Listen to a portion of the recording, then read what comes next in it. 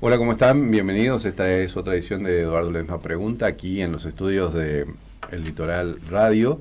Y hoy vamos a hablar de un tema muy delicado, también muy sensible y que siempre genera eh, eh, el interés de mucha gente, sobre todo de los adultos mayores, pero también es un tema hoy que involucra a toda la dirigencia política, sobre todo, y a los factores económicos de la República Argentina, y nosotros, por supuesto, la provincia de Corrientes no queda afuera de esto, que es el tema de el genérico que podríamos poner, que es el tema de las jubilaciones, para el cual hoy tenemos la visita de un especialista en el tema, que es el doctor Sergio Claps. Sergio, muchas gracias por estar acá, por aceptar esta invitación.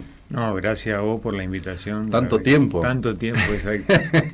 Bueno, Sergio, vos estás ahora trabajando en la universidad, digamos, ¿no? Sí, Estás sí. dando clase.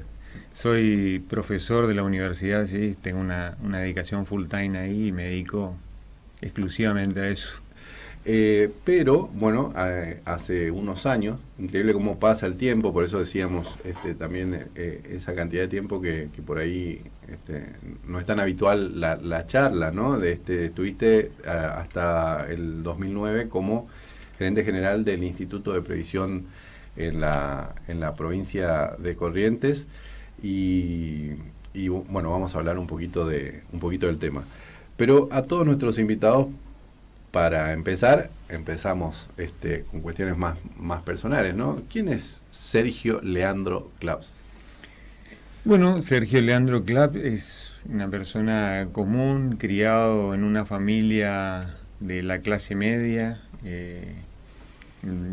Nací en un barrio acá de Corrientes, que es el barrio General San Martín.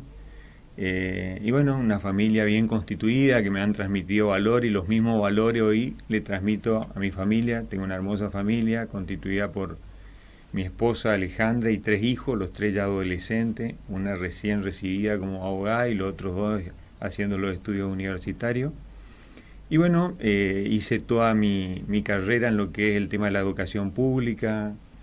Estuve en la escuela primaria en la San Vicente de Paul, después hice la secundaria en el Colegio Nacional General San Martín, y toda mi carrera universitaria, tanto de grado como de posgrado y doctorado, lo hice acá en la Facultad de Derecho, Ciencias Sociales y Política de la UNE. Y hoy estoy dedicado, como te decía, full time a lo que es el tema de la docencia universitaria, y me considero una persona privilegiada porque la verdad que hago algo que me apasiona, que me gusta, y el interactuar con los alumnos, tanto de grado como posgrado, la verdad que me hace sentir muy bien. Bueno, ese es todos los que me aman la docencia, sobre todo, es una forma de vida revitalizante 100% del tiempo, ¿no? El estar en contacto con los estudiantes. Absolutamente, absolutamente. Pues generan desafíos constantes, además. Constantemente desafíos, aparte el tema del derecho a algo que evoluciona permanentemente. A mí me ha permitido inclusive conocer el mundo, porque inclusive he hecho movilidad universitaria en otros países, claro, donde he interactuado con otro tipo de personas, con otro tipo de cultura, y la verdad que es muy importante y muy enriquecedor. Sergio, acá tenemos Instituto de la Seguridad Social, es un libro, tenés otras cosas escritas. ¿Qué es esto? Contanos rapidito. Bueno, libro. Ese es un libro justamente que tiene que ver con el tema de la previsión social, y lo que trato es un tema en particular que yo considero que el tema de la reciprocidad jubilatoria, que es el sistema que vincula o relaciona a distintos entes previsionales entre sí. Ese sistema de la reciprocidad lo que hace es que computa la cantidad de años de servicio que vos tenés en un régimen y otro, y en aquel que tenés más, el que te va a otorgar el beneficio. Y entonces, en virtud de ese sistema, se determinan cuestiones muy importantes, como es la determinación del haber, la movilidad, si tiene o no régimen de privilegio, incompatibilidades. Es decir, todo surge de ese sistema de reciprocidad jubilatoria. La pregunta hoy y de siempre, podríamos decir en términos de meme hoy, no importa cuándo escuches esta entrevista, es según tu opinión, jubilarse hoy en la Argentina ¿es qué? ¿Es un privilegio? ¿Es un derecho? ¿Es un pesar? Y bueno, sin lugar a duda que es un derecho, y la verdad que hoy por hoy las jubilaciones, como hablábamos, sobre todo como te decía, en el orden nacional prácticamente el 70% de los beneficiarios están dentro de la mínima y cobran un haber que hoy ronda 200.000 pesos, que es nada.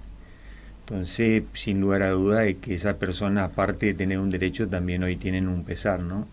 De cómo de alguna manera llevar adelante su vida con ese tipo de ingresos. Y digamos, lo paradójico de esto es que se está discutiendo, por ejemplo, en el Congreso el tema de la movilidad, y por otro lado tenemos ese tipo de salarios previsionales totalmente achatados, digamos, que no alcanzan para lo que es un mínimo nivel de vida, ¿no? ¿Y qué pasa ahí con eso que decís? Porque 200.000 pesos no cubre, creo que podría cubrir el 30% de la propia canasta de un jubilado, ¿no? Claro. Entonces hay un derecho que está vulnerado ahí. Absolutamente. Y ¿qué pasa entre ese derecho vulnerado, el beneficio, digamos, de la jubilación, el derecho de la jubilación, pero al mismo tiempo ese derecho vulnerando otro? ¿Qué pasa ahí?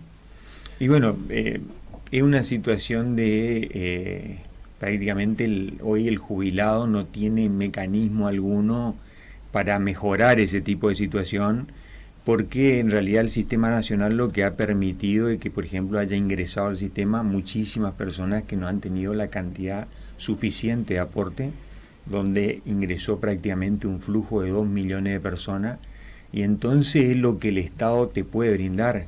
Es decir, ese haber mínimo es un haber que no está relacionado con lo que vos aportás, sino es una obligación del Estado que tiene que subvencionar ese haber mínimo a través de lo que es rentas generales. Entonces es como una especie de subsidio que el Estado te está dando, y de alguna manera la persona simplemente lo que tiene es que aceptar ese tipo de condiciones. Pero no alcanza a ayudar a la caja del Estado, que el Estado está haciendo ahí. Después podemos hablar qué es lo que hizo el Estado, ¿no? Sí, cuando permitió las jubilaciones, yo diría mal llamadas por el nombre genérico de sin aporte, porque hay jubilaciones que, si bien no tuvieron aporte, se están pagando, digamos. Sí. ¿No alcanza para cubrir? No alcanza en absoluto. Hoy fíjate vos que para que se entienda, el recurso genuino del sistema previsional son los aportes y contribuciones.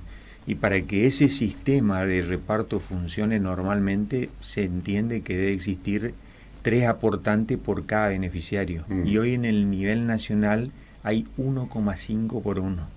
Estamos en la mitad, digamos. Sí, el recurso no alcanza. Por eso es que se pasó de un sistema de reparto puro a un sistema de reparto asistido, donde muchas leyes, inclusive lo que hablábamos ayer del tema de la coparticipación, fueron lo que vinieron de alguna manera a ayudar para el financiamiento de lo que es el sistema previsional. Bueno, y ahí podríamos poner una de las madres del borrego, es decir, el Estado asiste con estas jubilaciones de baja calidad, de mala instrumentación, que mucha gente además se queja, digamos, porque bueno, se jubilan sin aportes y qué sé yo, pero ahí el Estado lo que hizo fue cubrir un déficit, digamos, que es mucha gente que trabajó toda su vida, pero trabajó en negro.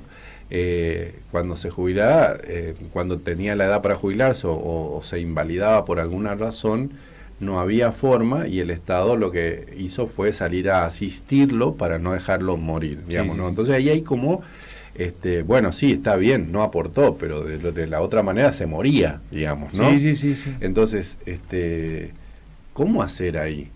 Y bueno, por eso es que dentro del sistema vos tenés 2 tipos de regímenes, que son los contributivos y los no contributivos. Y en los no contributivos es donde aparece lo que es la función social del Estado para contener justamente a estos sectores y tratar de alguna manera de que esos sectores no sean en situación de vulnerabilidad, ¿no? Eso es lo que hace con el sistema no contributivo. Pero termina necesariamente afectando al otro sector, digamos. Claro. Y Y además no tiene con qué, porque hoy te jubilás, porque, como decís, un sistema afecta al otro sistema. Y el otro sistema, el que aportó toda su vida, tampoco le alcanza cuando se jubila, ¿no? Entonces, te jubilás, perdés calidad de vida, pero no tenés cómo defenderte, además. Sí, absolutamente. O sea, lo que también decía ayer, indefectiblemente una persona, sobre todo cuando va llegando a la edad para acceder a un beneficio jubilatorio, la pregunta es si lo que va a cobrar como jubilado le va a alcanzar para mantener su calidad de vida, o eso va a implicar un descenso en su calidad de vida. Y en eso entra a jugar lo que te decía, el tema de lo que hoy es la determinación del haber. La determinación del haber en el orden nacional hoy está en un 67%. O sea, vos tenés que saber que el día de mañana, cuando vos accedas a un beneficio... Si vos cobras 1.000 pesos hoy, mañana va a cobrar 600. Va a cobrar 600. Así funciona, digamos. Se prorratean los 10 últimos años, se establece el porcentaje y sobre eso se aplican 3 conceptos que son la PBU, la PC y la PAP, y eso te da aproximadamente un 67%. ¿Y si te jubilás en la provincia de Corrientes? Y si te jubilas en la provincia de Corrientes todavía mantiene, y la mayoría de las provincias que no transfirieron su caja, lo que son 13 en el país. 13 en el país, que mantienen lo que es el sistema del 82% móvil. Entonces prácticamente cuando accede a un beneficio jubilatorio se mantiene el mismo salario que vos tenías en actividad. Pero vale hacer una aclaración. Es decir, el salario en el jubilado no es el mejor haber, no es tu último haber, sino es un prorrateo de lo que vos percibiste durante los 10 últimos años. No a valores históricos, a valores actualizados, pero se hace un prorrateo. Y del promedio de ese prorrateo se determina el 82% móvil. Porque generalmente uno cree que porque estuvo los últimos 3 años en un cargo se va a jubilar con el haber de ese cargo. No, se va a jubilar con un prorrateo que le van a hacer durante los 10 últimos años, y dentro de los 10 últimos años le va a entrar esos 3 años de sus mejores haberes, digamos. ¿Por qué es...? Porque ahora vamos a volver a los reclamos que hay en función de toda esa mecánica, ¿no? Sí. Pero... ¿por qué es un problema encontrar una fórmula de movilidad jubilatoria y que deje contentos a todas las partes? ¿Por qué es tan difícil? Y es difícil porque, digamos, entra a jugar lo que es también la cuestión política y demagógica.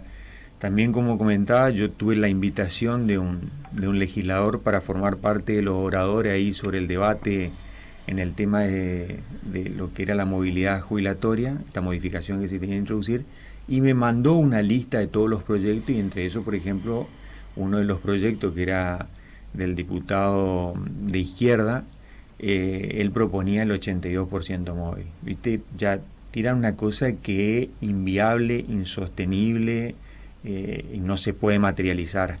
Y después habían otros proyectos... Pero Sergio, no se puede materializar porque la base es muy baja. Muy baja, los recursos, imagínate. No alcanzan.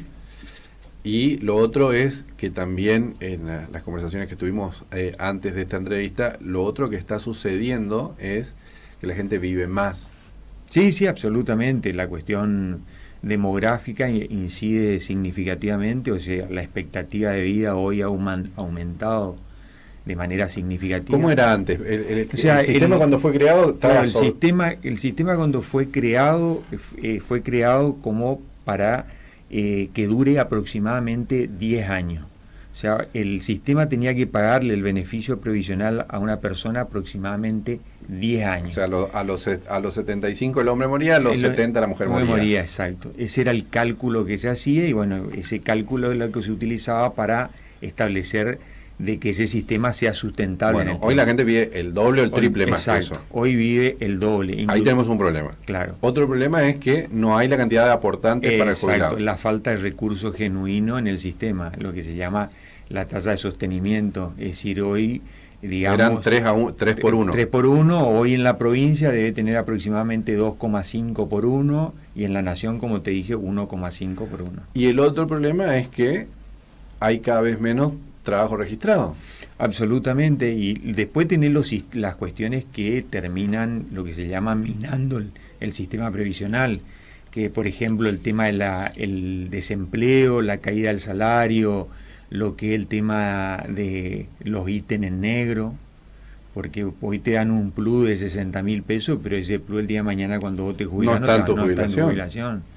Después lo que hablábamos, el tema de la inflación, son todas cuestiones que terminan incidiendo y minando lo que es el sistema previsional.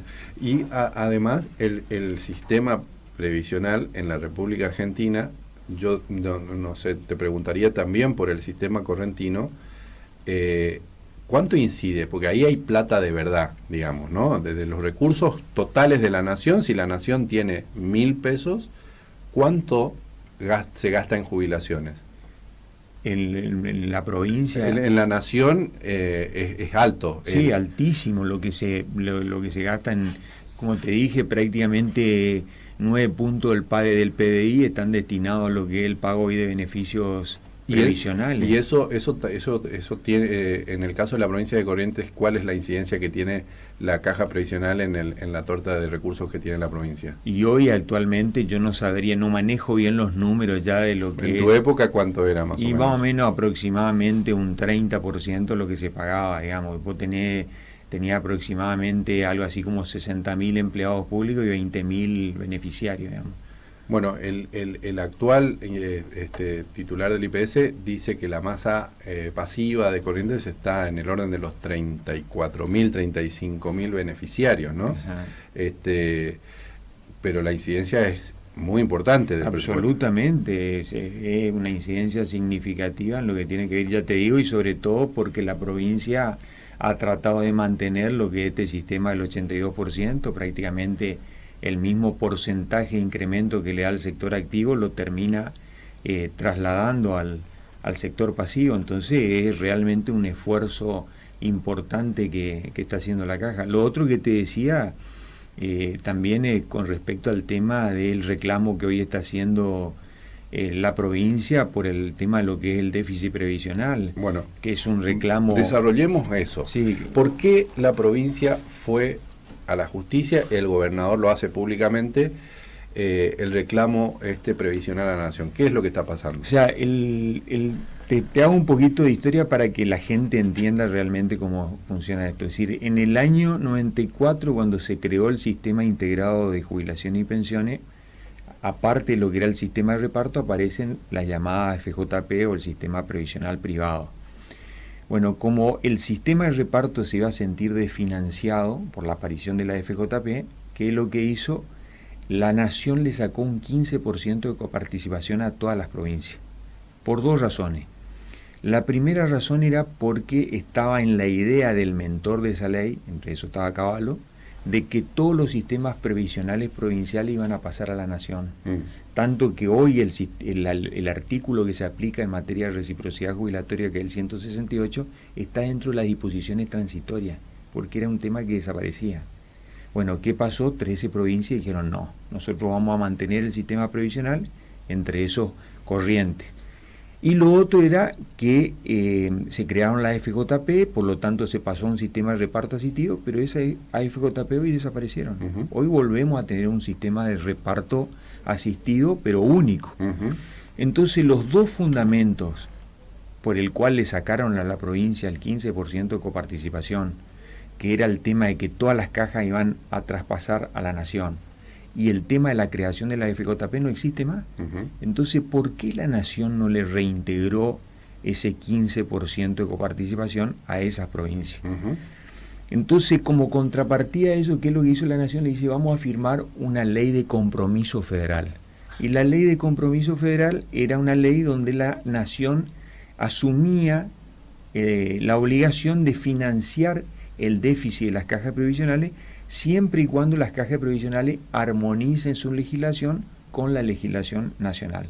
Pero también, como te comentaba, era un sistema muy perverso, porque lo que hacían el ANSES era auditaba tu caja, trataba de determinar ese supuesto déficit que vos tenías, y en virtud de eso te iba a mandar los fondos. unos fondos que te mandaba de manera discrecional o arbitraria. ¿Qué es lo que está pasando ahora? Ok, ¿esa ley es de cuándo? Esa ley fue del año 96. No tiene efecto retroactivo, por lo tanto es desde 1996. Sí, sí. Desde 1996 hasta acá pasa eso, digamos. No se ponen de acuerdo, cuando se ponen de acuerdo no te mandan la plata, etcétera, etcétera. Bueno, durante 10 años de la vigencia de la ley de compromiso federal, no le mandaron absolutamente nada a la provincia de Corrientes. Ok. Nada. Entonces ahí hay un reclamo histórico, además de un reclamo contante y sonante, digamos, Sí, que es ahora. ¿Podemos magnificar la cantidad de dinero que perdió la provincia por ese desfasaje? Y supuestamente están reclamando más de 100.000 millones por el déficit previsional de aquella época hasta la fecha. Pero eso hay que actualizar con mora actual, Sí, con totalmente, cargos actuales, exacto. Eso se tiene que actualizar a valores actuales, ¿no? En virtud de lo que son valores históricos, ¿no? Bueno, eso el otro día hubo una reunión entre el titular del IPS y el gobierno nacional y aparentemente no hubo ninguna respuesta, digamos. No. Y entonces ahí la provincia sí se tiene que hacer cargo de eso, además de las otras cuestiones por las que también se tiene que hacer cargo desde que asumió este nuevo gobierno que recortó casi todo. Bueno, ¿cuánto puede aguantar la provincia de Corrientes, ¿no? Sí, financiando cosas que no estaban en su esquema. Sí, evidentemente yo lo que el sistema previsional de la provincia de Corrientes es un sistema, yo te diría, bastante estable en el sentido de que es un régimen de carácter general, por no tener regímenes especiales. El único régimen especial que existe, que es el de los retiros policiales, es el único que le genera muchísimo déficit. El otro sistema es un sistema que... Vamos a contar qué es eso. Es que cuando hay un cambio de cúpula, ponele, y un comisario general ya no vuelve, en general se retira, digamos, ¿no? Bueno, y por ahí no tiene la edad y eso. Exacto. Vos tenés dentro del sistema de retiro policial, te hago corta de tora, para que la gente entienda, tenés dos tipos de retiro, que es el retiro voluntario y el retiro obligatorio. Claro. Inclusive dentro del retiro voluntario, que lo tratan de mantener, una persona dentro de la fuerza con 15 años de servicio se puede retirar. Entonces vos tenés un jubilado retirado policial que paga con 45 años. Claro. Con 45 años. La segunda cuestión fundamental es que a ellos no le prorratean los últimos 10 años, sino te retirás con el último año. Okay. Entonces vos tuviste como comisario general el último año, te va con el sueldo ese de comisario general.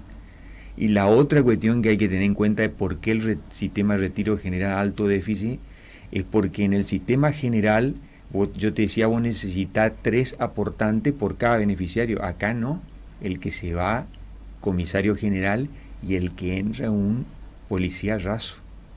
Claro, ahí hay otro desequilibrio. Entonces, claro, en lugar de necesitar 3 en el sistema de retiro, sí, necesita 6, 10. Por lo menos 10, claro. Entonces eso es lo que termina afectando significativamente el sistema. Sergio, vamos a suponer que no tenemos, que no hay restricciones. Te llaman a vos y te dicen, mira, arreglame el sistema previsional. No hay restricciones de ningún tipo. ¿Cómo se arregla esto? Mira, yo tengo la idea de que de la única manera que se puede arreglar el sistema previsional hoy es estableciendo un sistema previsional federal pero único, donde se establezca un sistema en toda la nación, en las provincias, donde esté equilibrado cómo determinar el haber, cómo se aplica movilidad, cuáles son los límites en cuanto al tema de años de servicio, años de edad, que no haya regímenes especiales, cómputos de privilegio, es decir, armonizar. Que vos, Eduardo Ledesma, que vivís en Corrientes, vos querés acceder a un beneficio jubilatorio en Corrientes porque residí acá, no porque te conviene acá. Es decir, establecer un sistema. Después pasar lo que es un sistema de financiamiento y reparto asistido. Necesariamente hay que entender de que ese sistema genuino de financiamiento de la caja hoy no subsiste por sí solo. Entonces crear otra fuente de financiamiento que puedan de alguna manera solventar lo que es el sistema previsional. Es de la única manera que esto se puede mantener en el tiempo. Y cuando decís único a nivel federal, pero también único en cuanto a trabajo privado, trabajo público, o sea, que sea una sola caja. Solo una sola caja. Hoy, fíjate vos, el sistema previsional tiene más de 130 cajas, todas tienen diferentes legislaciones, todas tienen un sistema de atomización del sistema previsional, en el sentido de cada una lo que quiere defender sus propios intereses, su propio derecho. Entonces no hay sistema previsional, sistema federal que pueda aguantar con un sistema de esa naturaleza. Es decir, necesariamente hay que establecer un sistema único y establecer lo que son reglas claras es lo único que va a hacer de que el sistema previsional sea sustentable en el tiempo. Se puede pensar, esto no es una cosa que se me ocurre, sino que porque también ahí si no está, como decís vos, si no está claro todo, si no es estrictamente claro, transparente, qué sé yo, se puede prestar a cosas, pero yo supongo que también en un régimen que esté unificado y que tenga reglas claras y qué sé yo, bueno, yo cobro 100 pesos, por lo tanto aporto, ponele por jubilación, no sé, vamos a suponer el 37%. Ajá. Pero, bueno, yo soy carpintero, ¿viste? Y vendo cosas y qué sé yo, o soy monotributista porque también hago otra cosa, podría poner algo más en una caja para que esa caja actúe como una especie de banco para mí a futuro, ¿no? Que ¿eso es viable también? Absolutamente, en el sistema docente había eso, bueno, que era lo que la caja complementaria. Pero eso, si lo hacemos en términos generales, ¿podría ayudar al Estado a financiarse mientras tanto? O sea, ahí el problema es la previsibilidad. Sí, también, sí, digamos, totalmente. ¿No? Bueno, eso te da previsibilidad. Los sistemas que funcionan en el mundo hoy son lo que se llaman sistemas multipilares. El primer pilar del sistema previsional es justamente lo que es el salario mínimo, que está a cargo del Estado y que lo solventa con fondos de renta generales. Después tenés el segundo sistema, que es las jubilaciones que se pagan en virtud de los aportes y contribuciones que realizan los trabajadores, y eso el Estado podría pagar hasta lo que se llama un haber máximo. Y dentro de lo que es el haber máximo, podríamos, por poner un número hoy, 1.000.000 de pesos. Si vos el día de mañana querés obtener una jubilación mayor, podés aportar, por ejemplo, a un seguro, a una cooperativa, y esa cooperativa de seguro te paga ese porcentaje mayor para tu beneficio jubilatorio. Te comento algo, fíjate vos lo que pasa con el tema de lo que es la determinación del haber y lo importante que es. Es decir, en el tema hoy provincial, es decir, la modificación que sufrió la legislación provincial acá en Corrientes con el tema de la intervención federal, para la determinación del haber, el artículo 35 te dice que vos tenés que prorratear los últimos 20 años de servicio. Bueno, ¿qué es lo que hacía, la mayoría de la gente que accedía a ese beneficio jubilatorio? Iba a la justicia y planteaba un amparo, porque entendía que se vulneraban derechos constitucionales, como era el derecho de propiedad, etcétera. Bueno, eso iba a la Cámara y la Cámara ya tenía determinado un criterio y pasaba de un extremo a otro extremo. ¿Cuál era el otro extremo? Te determinaba el haber conforme tu mejor salario en un periodo mínimo de 48 meses. Ergo, vos estuviste durante toda tu vida como diputado provincial, te jubilaba como diputado provincial. Claro. Entonces yo en su momento, inclusive en un artículo que publiqué, dije de que para mí había un error en la interpretación de la Cámara. Si la Cámara entendía de que ese prorrateo de 20 años era excesivo, lo que tenía que buscar era un término medio. Claro. ¿Entendés? Es decir, arribar a un término como por ejemplo lo que establece el Sistema Nacional, prorrateo de 10 años.